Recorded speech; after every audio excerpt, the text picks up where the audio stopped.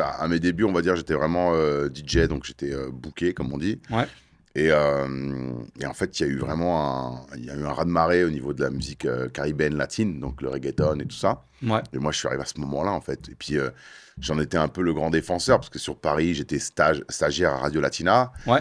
Donc, en fait, tout ça, c'était un petit peu... c'était écrit, quoi. Dans le sens où je ne le savais pas, mais quand j'arrive à Genève, il y a tout d'un coup un gros gap au niveau des soirées, de ce genre de soirée-là.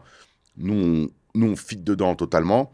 Et puis, ces soirées-là nous ont donné enfin, m'ont donné en tout cas à moi une belle vitrine d'exposition. Ouais. Et derrière, on m'appelait pour plein d'autres bookings et tout Ouais. ça. Donc du coup, j'arrêtais pas. Ok. Je suis arrivé même à un stade où en 2012, je mixais du mardi au dimanche. Ok. Ouais. C'était une grosse période parce que ça a bien.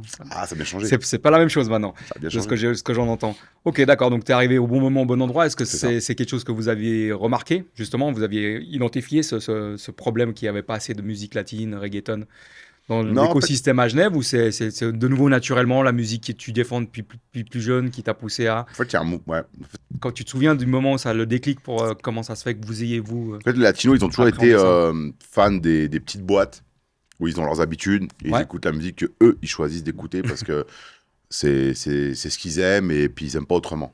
Et nous, on est arrivé un petit peu avec cette force du reggaeton qui est devenu international à ce moment-là. On est arrivé avec ce truc de non, mais on va faire des grosses soirées. Et c'est là où on a proposé quelque chose de totalement différent. Et contrairement à ma communauté qui veulent rester entre eux, le reggaeton avait touché quand même beaucoup d'Européens ou de non-latinos, on va dire. Ouais. Et du coup, les grosses salles et les grosses soirées ont répondu à cette demande, en fait, qui était inclusive et pas exclusive.